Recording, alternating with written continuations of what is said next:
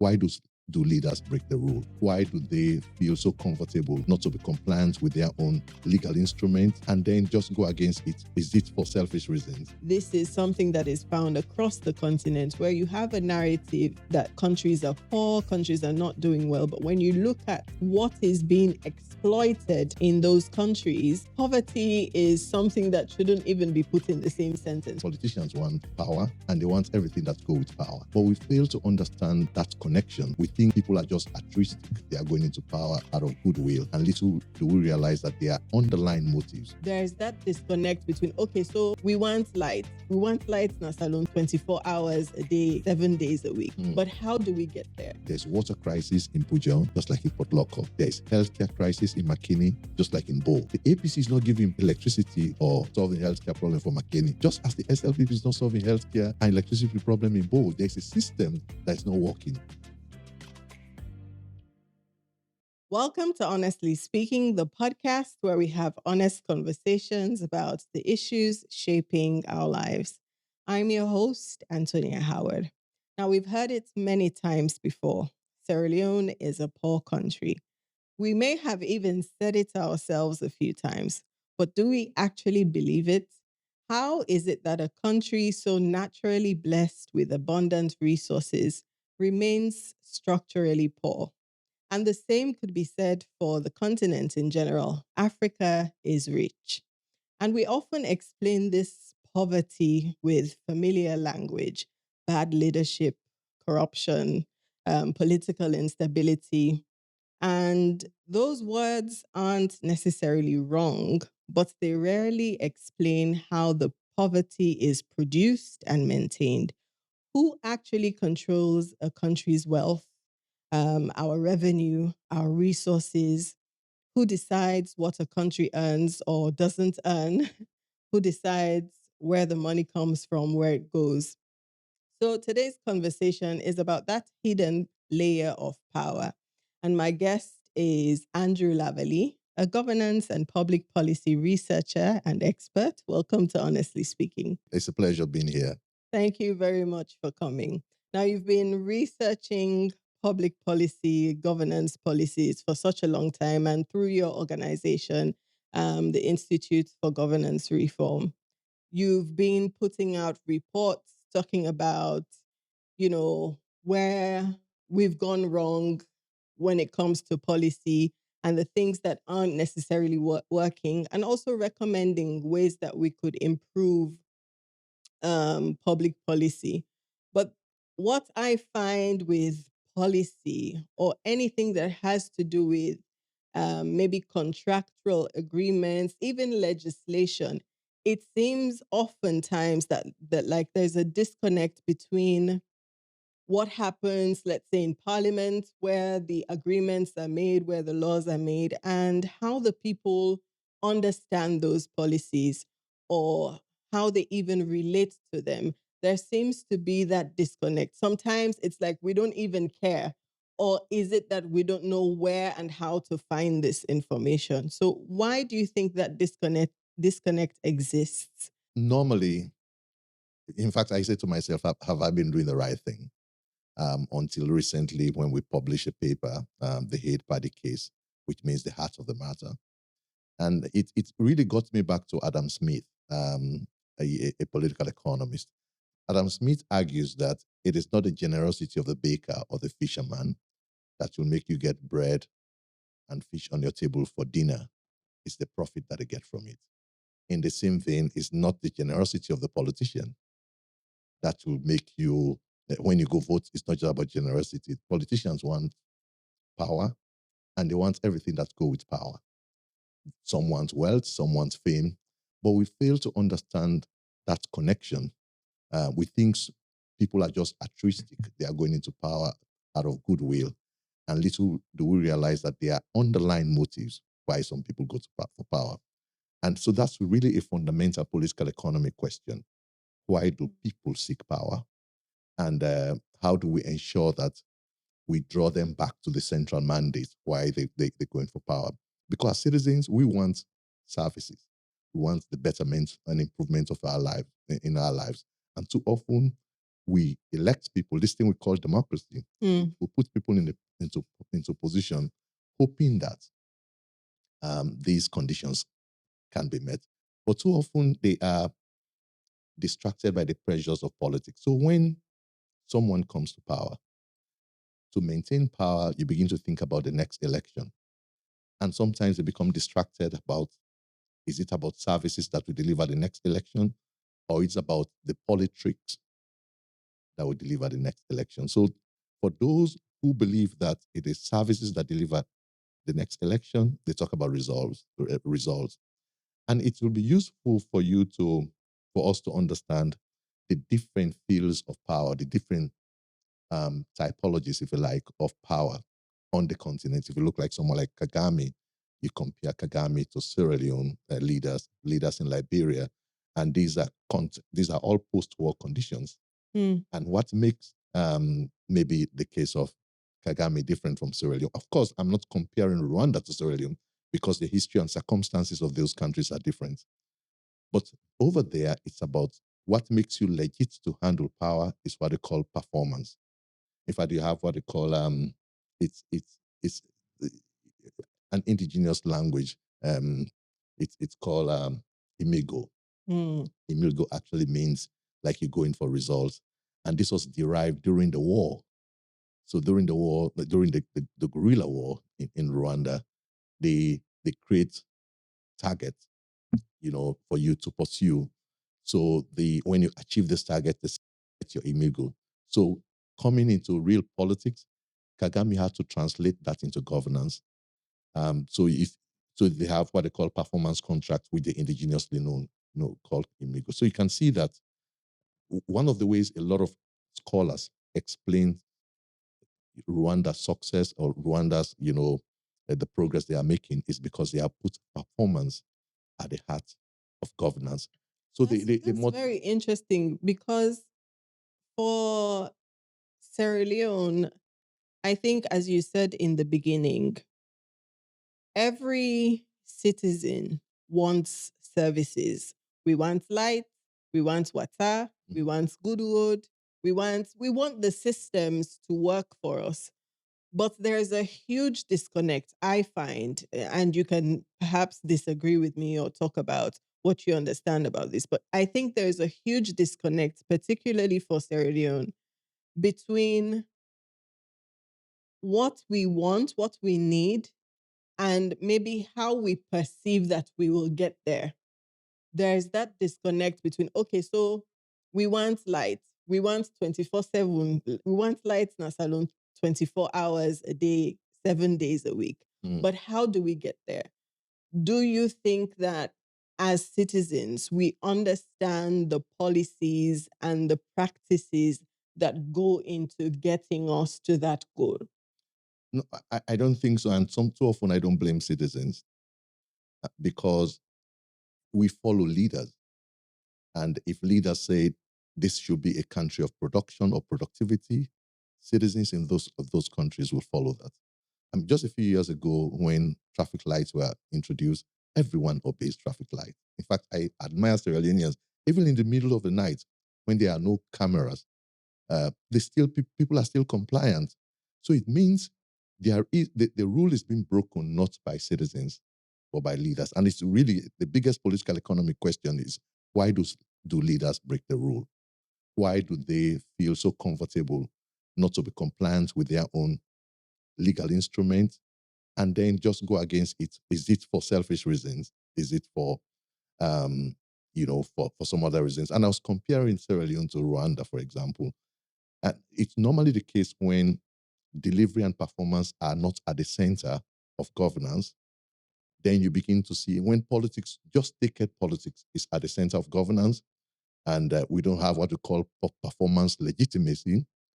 It's difficult to organize society around delivery. So too often I see a lot of government officials in Sierra Leone say we're going to Rwanda, we're going on a study tour, but I say to myself, are they actually coming back with the lessons that they learned?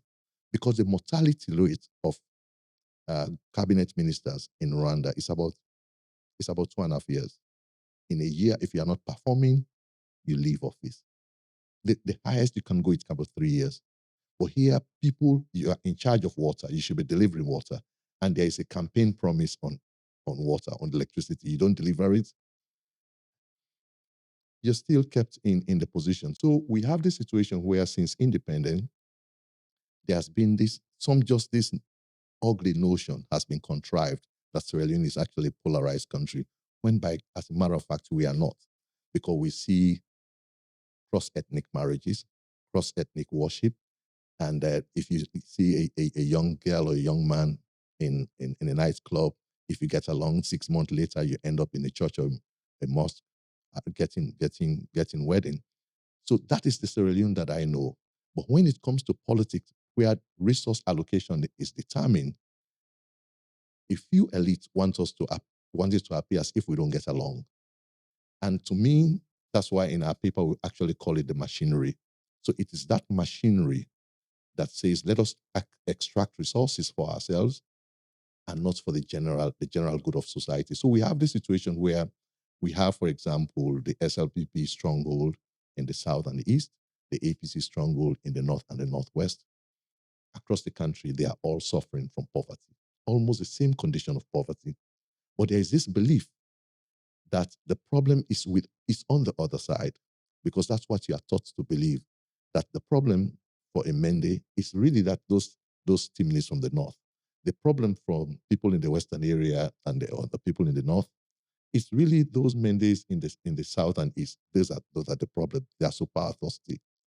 But we fail to realize that until and unless we have leaders that can help us understand that the diamonds in Kono belong to every Sierra Leonean, the cattle that we rear in Kabbalah.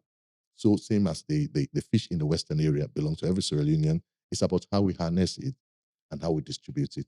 So leadership rhetoric really matter. When Syria sees Kama in Ethiopia and in Botswana, when they discovered diamonds 30 years after Sierra Leone, the rhetoric that they had, I think Paul Collier actually documented this very well. He said, this is all what we have. Let us handle it with care. Today, if you look at the per capita for a Botswana for diamond, it's over $1,000, way above Sierra Leone. So, in fact, there are a number of arguments that say maybe it's because our diamond was alluvial. In fact, a friend of mine called it democratic diamonds, because you can just go around and pick diamonds wherever you go. Maybe that's why the situation, the management is different, because in the case of Rwanda, in the case of Botswana, it's kimberlite. You have to really do, huge investment, capital outlay in the extraction.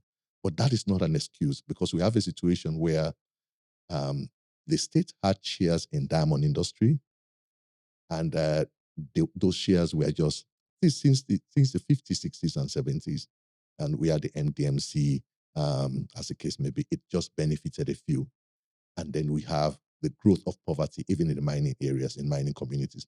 Tonkolili, for example, in the far north, sits on top of over $4 billion of worth of iron ore. But poverty levels in Tonkolili is over 73% the last time I checked. The percentage of people in the district that are poor, that are sitting on top of. And that leads me to this conversation about the agreements we make as a nation, as a state. How do we get to a point where we make an agreement with international bodies, whether, private mining companies, for example, you're talking about Tonkolili. We make agreements that not only disadvantage us, they really exploit, they really exploit us and brings nothing back, not even to the communities where these resources sit. And you take, for example, the report you just did, the 8 Pandy case. We have the toll gate, the toll road, Mashaka onwards, and not getting, not even, I don't even know the percentage, not getting anything from that investment. And the question you asked is, how do governments or states break their own rules? Because if you invest in something like that, the intention, I would assume, is for it to bring revenue and to benefit not just the communities, but the country as a whole. Mhm. Right.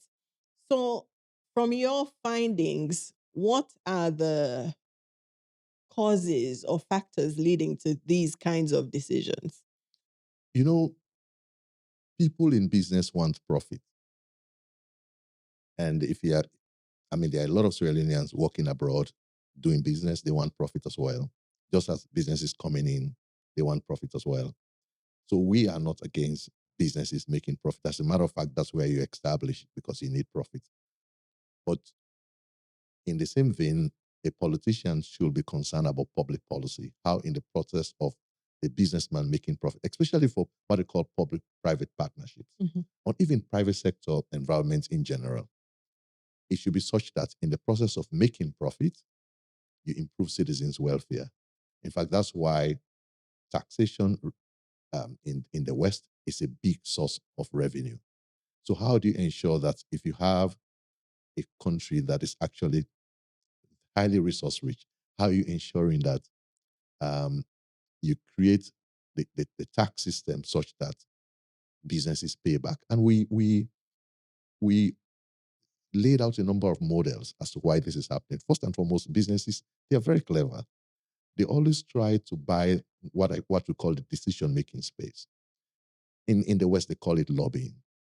So in Sierra Leone, there are two big political parties. In every election, the minimum votes that the both of them can get, which is the SLPP and the APC, is about 85%. The rest can go to hell, they say. So what normally businesses do is how do I ensure that it doesn't matter who wins election, they will they will be answerable. Well, they will secure my interest. So businesses really put some money here and put some money there. And in that way, they stay non-partisan, but they actually control the decision-making room. So that's strategy number one. The strategy number two, because certain businesses really operate in the dark, they find it very comfortable to operate with other public officials that want to operate in the dark. So that's why we have situations where um, mining agreements are being processed without citizens knowing how the agreement took place, how the decisions took place. We have contracts that are hidden and nobody knows why they are hiding or what they are hiding. It means it's convenient for them to operate in the dark. So one of the things we found out, and we spoke to a number of civil servants, current public servants, not necessarily civil servants, and former public servants in the opposition and the governing party. And by the way, it's good to acknowledge that there are many, many good Sierra Leoneans who do not want just the state of affairs in the past and in the current. And they call us that, we want the status quo to change. I'm sorry I participated in this, but I don't think this should be the order of things. So they tell us that if, say, for example, 5% of a deal is promised to this office, they make sure that it's for the office, it's for whoever is in that office. So when the new person comes, that new person is briefed about what the deal is, so they become compliant. So we have this situation where regimes change, but the system does not change because the system is incentivized by businesses and the businesses make profit. And we have the few bureaucrats that are in power, they'll also make profit as well. And I don't know how much of our anti-corruption systems that we've actually aligned to understanding that. But I think when we say the hate party case, it is really understanding how the losses occur. It's not just saying it's because of corruption. In Sierra Leone, there are we are highly donor dependent. When the IMF and the World Bank, when they speak Sierra Leone catches cold, it's because in spite of our diamonds, we still depend on other taxpayers to pay school fees for our children, to buy, medicine for our women and girls. So we have this situation where it's quite we haven't really understood how the exploitation model should take place. So the hate party case basically saying that this should be the model of exploitation. Mm. And what do you think is the difference? I know you made some comparison earlier between Sierra Leone and Rwanda. but there are other countries who are doing well. This issue of exploitation is not unique to Sierra Leone. Sierra Leone is not the exception. This is something that is found across the continent, where you have a narrative that, countries are poor, countries are not doing well. But when you look at what these countries have to offer, and not just what they have to offer, just what is being exploited in those countries, you would see that poverty is something that shouldn't even be put in the same sentence with these countries. You talked about Botswana and how they've gone on to refine diamonds. Now they're not only exporting. It's the same DBS that manage diamonds here that points. Exactly. But the rules are different. Exactly. So what's the difference then between those countries that are doing? There's Tanzania as well. There's Ghana. There are countries who are going back to look at these agreements and say, no, this shouldn't obtain this way, and we want better for our people. What do you think is the difference between those countries and Sierra Leone? And by that, I'm asking what the gap is for us to be able to make those decisions and get there. Is it that the people are not aware enough? The people are not seeking accountability enough? What is it? Well, two things. If you look, there's an Oxford professor who has done good research on bargaining, development bargaining. I mean, he's of the opinion that the difference between countries that are developed, some of those countries that you mentioned, he actually mentioned Ghana as well, and countries that are finding it difficult to grow, it's because the elites in those countries that are developing agree on the fundamentals of growth. Say, we want water. So it doesn't matter whether it's against APC or SLPP, but they all agree that for the sake of progress or the sake of Sierra Leone, we want water. And he argues that countries that are failing to grow is countries where elites are highly fractionalized and they find it difficult to agree on fundamental public policy for growth. And you can see that really applying in Sierra Leone, where if you look at campaigns, for example, hardly do you hear anyone talking about how do I change this? It's all about how do I maintain the machinery. So I think that's one big feeling, and of course that's how you can see it percolates down to the way citizens feel, and this whole idea of the blame game. So this division is helping no one, but the division is perpetuated because it's a way for people either to maintain power or to consolidate power. So I think, but there is the international dimension, even to our situation. A lot of people are saying now with the Donald Trump situation, there is a whole international development discourse wherein development policy, the development international relations is now too extractive than actually, especially advanced institutions seeking that the right thing should be done in third world countries. So we, in developing countries, sorry, a lot of people were kind of frightened when we begin to hear from the US that we don't care about the democracy happening in other countries, because there's a need to focus on democracy, because it's only in through those processes. I'm not saying that other governance systems are not good, because China is not practicing quote unquote liberal democracy. If my friends normally argue with me, but why is it that at any time you go to China, there is electricity, they have water, they are not talking about human rights or liberal democracy. But we do know that democracy has been an enduring approach through which citizens agree in a more constructive and non-violent way as to how, non-dictatorial way, if I could add, as to how things should be done. Say, for example, who leads them. You don't need someone with the gravel to say this is how. But so you agree that we're going to put a box. Whoever wins, these are the rules. So if we say, if the world order is becoming such that that should not become the order anymore, I think it should be something really concerning. And normally people think of democracy as only the ballot box. But democracy is way beyond the ballot box. It's really what happens between elections, especially democratic governance. It's what happens between elections. So that's why for us, whilst political governance is important, but economic governance of Sierra Leone is really key. These days, you hear a lot of Sierra Leoneans talking about the conversation that has seized the media is PR system versus first past the post.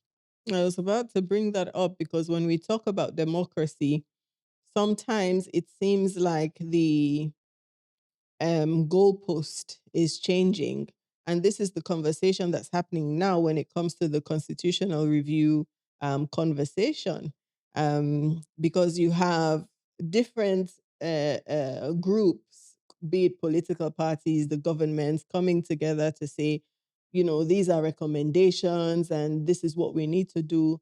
And I really wonder how engaged we are as citizens following this process and making our voices heard. Do we even understand what this would mean in the long run? Okay, so if this decision is taken, how this will affect we in the future? How will this affect not even in the far future, but the coming elections?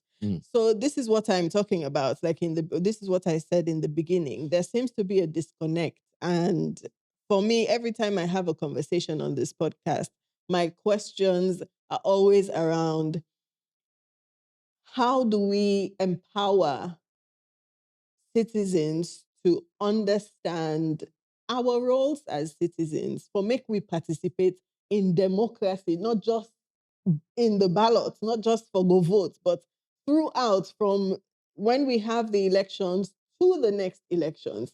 That role should be active. Yeah.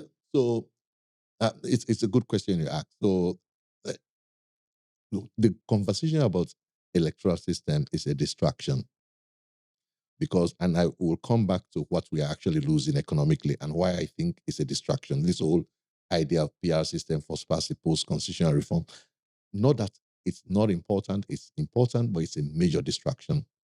And in the sense that it's good for you to understand the interests at play and how those interests play out in the politics and how those interests normally they shield us from understanding what is going around the economy. So here's the thing. The SLPP, the governing party, they know that they are highly a decentralized party by their composition because SLPP in 1951 was established by paramount chiefs. They met in Cambia. So it was really a group of them coming together from diverse backgrounds across the country. SLPP was actually established in the northern region. So with the palm tree, the 12 palm trees plus one in the middle, which was the one in the western area, and the 12 districts, all that was why it's called the Sierra Leone People's Party. So they still have their footholds in every part of the country in many ways. So they want the proportional representation system because that will make their votes not to waste. So if they have 35% of the Western area, if they get 35% of the seats in the Western area, that's fine for them. If they get 35% in Cambia, in Kwenadugu, in Falaba, that's fine. They know that they have their stronghold. They can go and get their 80, 90%. They're home and dry. APC know that they are highly a centralized party, drawing largely from Stevens' days as a trade unionist, and they are more stronger when it comes like in places like the Western area and the Northern region, Northern Northwestern region. And they know it's difficult for them to compete in areas outside of those regions. So for them, the first past the post is good. Count my votes here. And when you count it there, I'm home and dry. So what is missing is the Sierra Leonean interest in terms of an electoral system that will help us address the challenges that we face, address poverty. How do we ensure that we spend less on election? How do we ensure that outside of politics, there's stability, we live in harmony? There are many things around the cost of elections. It's not just a financial cost, but there's a political cost. When there's violence, communities get torn apart. There's a moral cost. When women are being abused, they cannot actually take part. How do we ensure that we have a system of governance that minimizes that? So when I spoke about Stephen Duncan, bargaining for development, is where this is where elites need to agree. And to be fair to them, they sat down with support from the US, the United States. They agreed on 80 recommendations. It's about going beyond that to say how do we, in terms of operationalizing these 80 recommendations, how do we agree further? Post-election, how do we ensure that a group of elites do not inflict harm on another set of elites? And such that when you're out of power, it's like you are kind of condemned to suffering. How do we ensure that there's a fair process where everyone feels part of a society? So we live in a country where some people can be in the country, but they do not feel part of it. So that's why what we've been seeing, there's a paper we wrote, which is we call the cost of violent demonstration and political instability. One of the things we found out that it's not just 82 people that died between 2020 to 2023 to 2024 with the November coup in 2023, attempted coup. But the cost to GDP, we lose about, we lost about $416 million we counted. For every day there is a violent demonstration, people say, don't go to work today. Markets should be closed. That's what we stand to lose. So this adversarial stance, I mean, for those that are following fragility studies, they call it fractionalized elite because they cannot get along. It's a toll on the country. Sometimes we talk about these systems as if they're abstract. Like we say, oh, now the system, now the system. But if you think about it, any government administration creates the system for corruption to thrive or for accountability to be the order of the day. They create the systems for either for impunity, or they create the systems for the rule of law to take hold. And that's why, to me, the conversation around the toll road, the Wellington Mashaka toll road, is very important. And we selected that topic because this is one area that has been managed by both parties. We could have selected the airport. Had we selected the airport, no, this is an SLPP corruption. It's not an APC one. But when we selected a toll road, it gives Sierra Leoneans an opportunity to see how really is politics practiced in Sierra Leone. And that is the biggest point that we are selling. That there is no, I cannot say philosophical difference, but there is hardly a practice difference between the systems. So there was this contract that was awarded in 2016 to the China Railway Savings Group. The contract was about $150 million. It's debatable. Our paper says 148. The SLRA says it's 153, but the document is kept in secret. But it's around $150 million to construct a 63-kilometer road, the only trunk road linking Freetown with the rest of Sierra Leone. It means then, and to be fair to the Chinese, this is their capital. It's good we respect that in the absence of anything, they actually devoted money, and we should respect that they should be making profit as well. But because this is a public-private partnership, it should not be shrouded in secrecy. Part of those agreements which should be laid to the public is what should Sierra Leone be getting? How is Sierra Leone going to pay for the contract? How are we going to use this only trunk road to ensure that other roads are being financed across the country? Because if you make a toll road going to my village, you cannot get much. But a toll road from Freetown going to the rest of the country, you can actually use that to finance. And for those that have been to China, China presents an interesting spotlight on toll management of toll, because for every corner you pass in Beijing and Guangzhou, you see tolls. Even entering into a park, you see tolls. So it's an enduring mechanism for people to finance roads, which is good. And Sierra Leoneans, we can demonstrate, but we have not been adverse to paying. I think what has been the issue is how can people, or how can the government and the company properly account for the road? So that is why for us, we did a study where we got some equipment from Minnesota. a vehicle counter, which is AI device with a night vision functionality. And we looked at the toll, the toll classification, the six classification of the toll. And we actually added one, which is the Okadas, because the Okadas should not pay. Because we just wanted to understand what is the vehicle count across.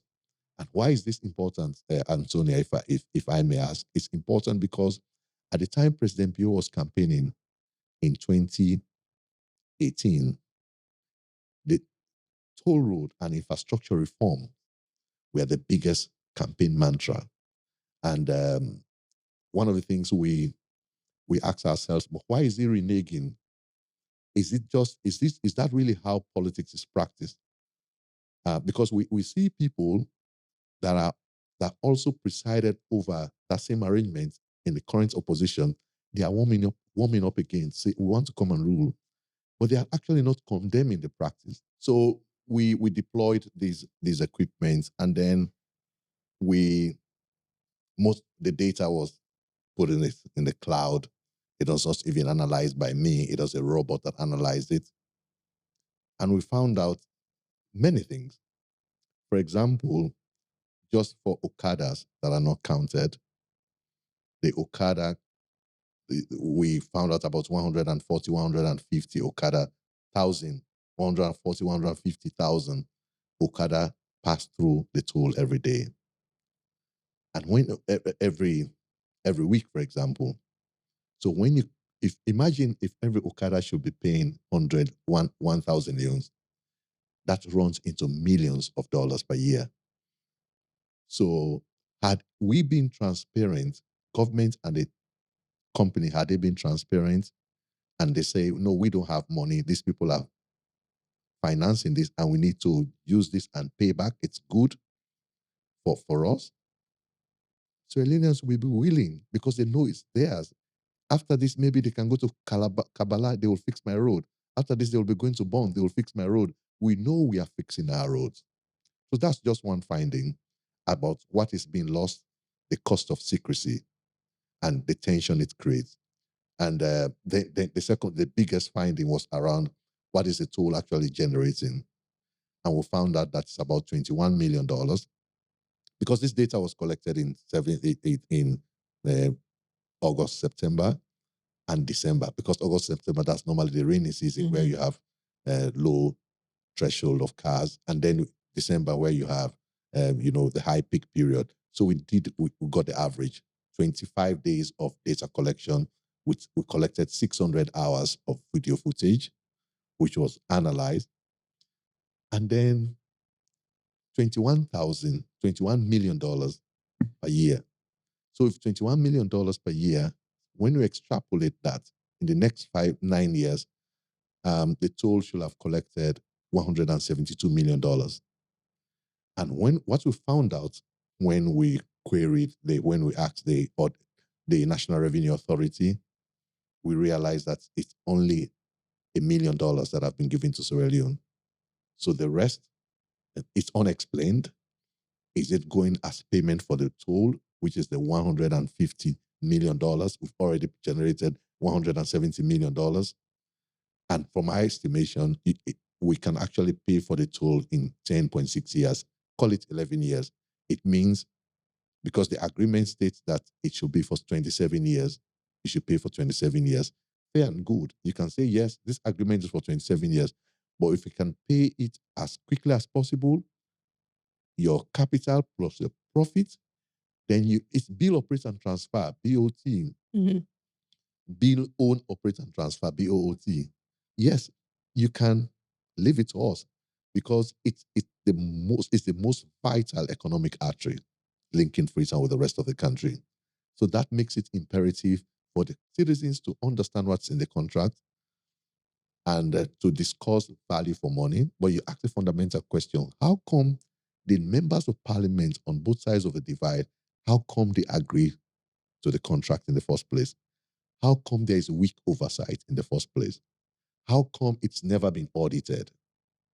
How come the parliamentary oversight is weak? How come the Sierra Leone Roads Authority that is mandated to oversee the contract, How come they are not doing road count, vehicle count? How come it's civil society that should do vehicle count? So all of these are baffling puzzles. There's something also interesting that you said, because when it comes to these kinds of agreements, the burden always lies on the general citizenry, everyday citizens, because, like you said, the one that we did around that Hastings, Waterloo, Mashaka area, where they go and come almost every day, some people every day, they have to pay this toll frequently. And you have concessions like for government vehicles, for ambulances, military vehicles, as you said. Fair, but perhaps this is why they haven't necessarily paid attention to it, because when you're in office and you have these exceptions, you're an exception to the rule. You don't necessarily feel the pressure of what's going on. And I think this is true for many things in Sierra Leone. I wonder if, State House not being get generator, or even the president, if he not being get generator on iOS, and he had to rely on EDSA. If presidents in and out had to rely on EDSA, I wonder if we would have solved our electricity issue faster. We identifying about 30, 40 contracts in mining, contracts on the toll, contracts at the port, contracts in license, for example, Passports. And we say if we crack down these 40 contracts, we don't need World Bank or IMF. We'll have what it takes to finance us. And to do that, the politicians need to agree that this should not be the order of the day. This should not be the order of things. What is really frustrating is when the elite that should be in control of this are not talking about it. That it's important that we look at, why are we getting low receipts from mining? The other day in 2023, 2024, we exported $1.16 billion worth of iron ore. Guess how much came to Sierra Leone? $40 million, 3%. Why is it that you sit on billions of dollars? You cannot. In fact, one of the things that's worth investigating is what is the receipt that is coming from through Sierra Leone, and what is the receipt that is landing in places like China? Is it that the receipt that is coming is going out from here is under-declared, or out there is properly declared? We actually need government and governance systems that work in our interest. If that's not the case, we'll just be changing government like t-shirts, but nothing will change. So that's the question then. What needs to change structurally?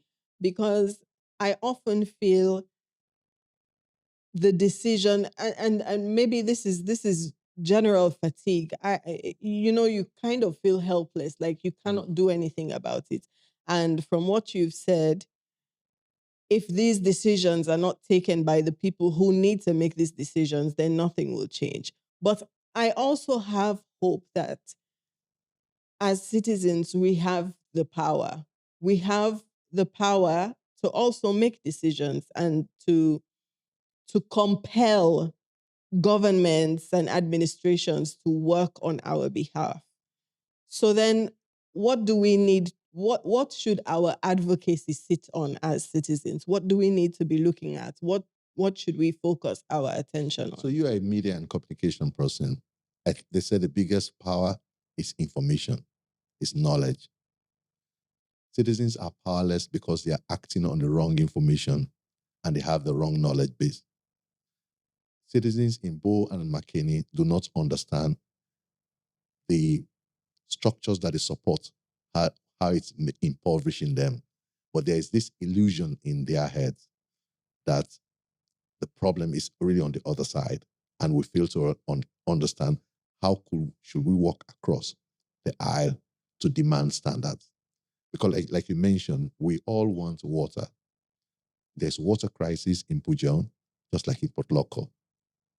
There's healthcare crisis in McKinney, just like in Bo. So how do we understand that it's really, the APC is not giving electricity or healthcare, solving healthcare problem for McKinney, just as the SLPP is not solving healthcare and electricity problem in both. There's a system that's not working. So I know it's not a quick fix, but I think it has to. We need a multi-scale strategy. I think at the base of that strategy is how do we ensure that citizens are well prepared to come to this conversation. And then the next level, when we say political actors need to agree, they cannot just wait literally overnight and then come and agree. They need to be incentivized to agree. And one of the ways of incentivizing them is when you go back and people say, no, this wife, now this no one, not care again. So the more we educate citizens to know what to demand and where to demand what to demand, not to see people, their leaders, as lords, but to see them as their servants that should serve them. And congratulations should only be given when that job is well done. The more we understand and prepare citizens to come to that conversation, the better. And there is no better time than a year or two before elections, when you know you can actually lose your seat. I will not vote you in if you do not change your ways. I will not vote you in if you are not ethical. So we see people dancing around politicians. Some have been tried and convicted, but you say, no, this is not a million leader. There's someone that writes, so we all want our own preferred thieves. So when someone is corrupt and they go to your community, it's fine. I'm your brother, Dandy. In fact, the problem is the person who is stopping them. So we bow with respect before dishonest men and hold in scorn and mockery people who fight to preserve good values. So it's really about educating citizens as to how do we change that framework? How do we change that conversation? And sometime back in England years ago, there's what they call the minimum standards law. I think in terms of, instead of going for these grandiose aspirations, so really need to go back to those basics of a minimum standards law. How do we ensure that at a minimum, nobody not for salo, not for dinner pan body again? How do we make sure our governments work towards that? We have minimum standards in health. What should be the minimum standards you should meet in every peripheral health unit? And how do we ensure that every government is held to standard to ensure that that is met? What's the minimum standard for the classroom?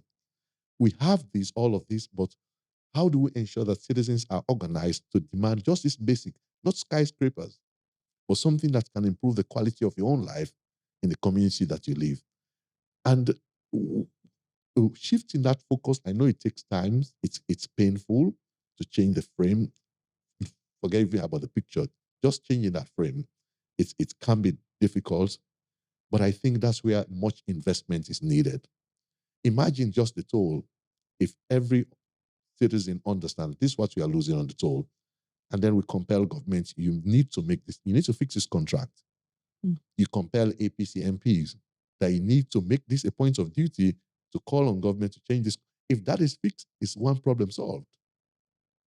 But if we say, no, the challenge is PR system versus first past the post, today if you say you are for PR system, you are for SLPP. If you are for first past the post, you are for APC. So how do we really talk about the things that matter for our lives? And I think that's really, to me, a friend of mine at Carl, who just left, said, I regret that. And I do feel that regret as well, because we've been focused so much on political governance instead of looking at how the economy works. The challenge is not the politics. The challenge is with poverty. So we should make economic conversation at the heart of our politics and compel politicians to address those things. Don't promise electricity. Promise how you can change the system for us to have sustained electricity. Don't promise water. Promise what? So that's the thing. So too often we miss out on, we just take this grandiose promise. Me, if I can oma the get light, that's easy to make. But we need a conversation to say, this is what we are losing from car power. We cannot be a country. But these conversations do happen. Correct me if I'm wrong, but when political parties put together their manifesto, if you take the New Direction manifesto, for example, it goes into detail about what the shortcomings are when it comes to electricity. It talks about what the problems have been, and some of these issues are not new. You know, you talk about if we're looking at electricity, you talk about how the system has been overloaded.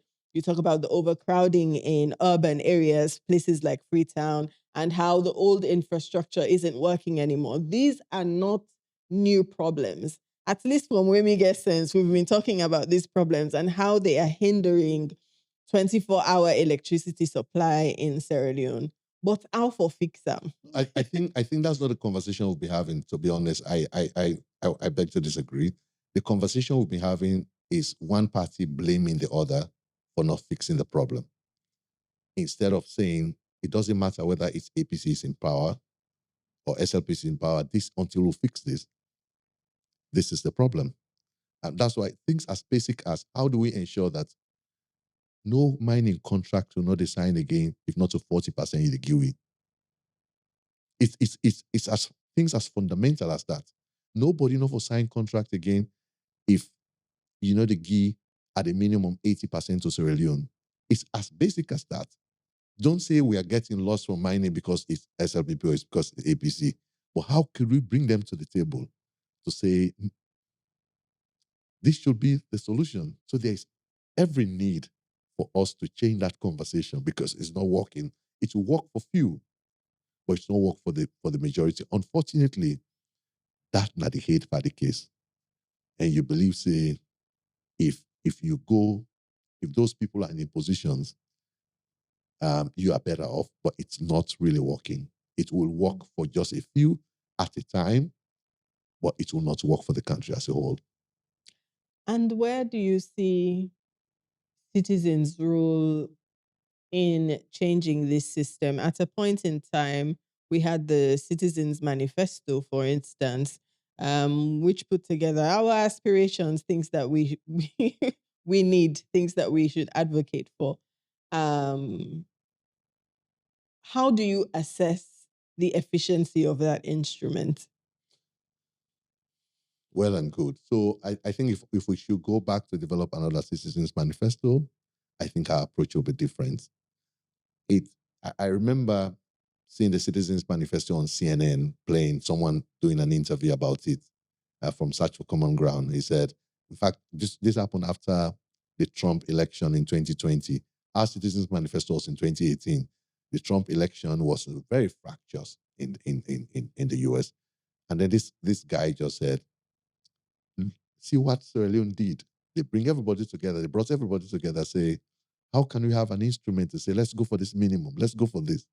It's good for the US to do the same. But I think, looking back, I think we should have made sharper demands than what we just did. It's good. Look at the Citizens Manifesto promises, number of women in government, number of youth. And that's how we were thinking at the time. That's why the more I look back, the more I see the need for citizens to focus on the economy. And if we should develop any manifesto now, it has to look at how can political parties properly govern the economy. Maybe that will change the conversation. And I think the critique we had on the Citizen Manifesto, it came very close to election. So now we need longer time for citizens to actually develop their own instrument, way a year before citizens, political parties develop their manifesto. And then we start campaigning on how it should be considered as part of, as a governance instrument. So there's quite a lot of lessons we've learned from those. Imagine if a toll road is now part of the Citizens Manifesto. Imagine if major mining contracts are now part of the citizens. We actually become graphic pointed, focused, instead of this broad generalization. We want 16% of this. It's huge statistics and no huge numbers and no stories. So how do we ensure that we actually pinpoint things like that? So we, as a group, we are reflecting on these things. It's not only politicians that fail. I don't want to call it failure, but we are learning from it as well to see how we can re-strategize and make it better. How would you make that connection so people understand that every decision that is being taken, every contract has the potential to affect how food gets on your table. Mm-hmm. Yeah, it's a long process. It's a slow process, and I will add it's a painful process. But I think it's an ordeal that is worth nurturing. So the way we do it, I think too often we have to match the context with the right response. I cannot sit here and make a blanket prescription as to what to do and under what circumstance. But I mean, for example, um, if we pressure government, because we have 4 years of sustained reform. And Antonia, let me tell you why the next 4 years is very important from 2026 to 2030. Sierra Leone is going to have elections in 2028. And then 2030 will be 2 years into the next administration. By 2020, from now to 2028, there is always the appetite for politicians to listen to citizens because they need us. So now is the best time to organize society as to which demand we can make. We don't need everyone, but if we can get 30, 40% of society say, no, let's demand this. If you pay attention to this, game on. So it's really that investment into making sure that citizens understand what to demand. And citizens, it's like the campaign was My Vote's My Life. Citizens make sure that their vote is actually their lives. You cannot clad, a criminal, it's a known criminal in your community, but it's no, I'm a party down there. How do we ensure that people make more informed decisions about the conditions that is going to affect them after the ballot box? Then come 2028, we vote. Normally, new administrations comes with huge commitment because they want to impress in the first 2 years before the pressures of the next election set in. So we really need to work with the next administration in the first 2 years to ensure that not only do they accomplish some of the things that they want to accomplish, but this behavioral change. But to me, the most important thing is the institutional behavior change. It's not how much you do, but how do you ensure that you actually change in mindset, you actually change in attitudes over and beyond you. Those attitudes and mindset will be retained. So it's really about achieving that in the next 2 years. So if you look at our strategy at IGR, at our institute, that's how we're looking at Sierra Leone in the next 4 years. What can we do now towards the next election? How can we work with others to ensure that at a minimum, we get citizens properly prepared for the elections? And then how do we ensure that the next administration is supported? It's really supported to deliver the changes that we want to see. All right. Thank you very much for your time. And I hope that with every episode, my hope is that people see themselves in these conversations and you're able to foresee yourself not just as the citizen of Sierra Leone who is going by and, seeing them just they affect you anyhow, but that you have a stake in making these decisions and that you have a stake in the trajectory the country takes. So thank you very much for your time. Thank you. And only hope citizens will see themselves as citizens, not just as voters.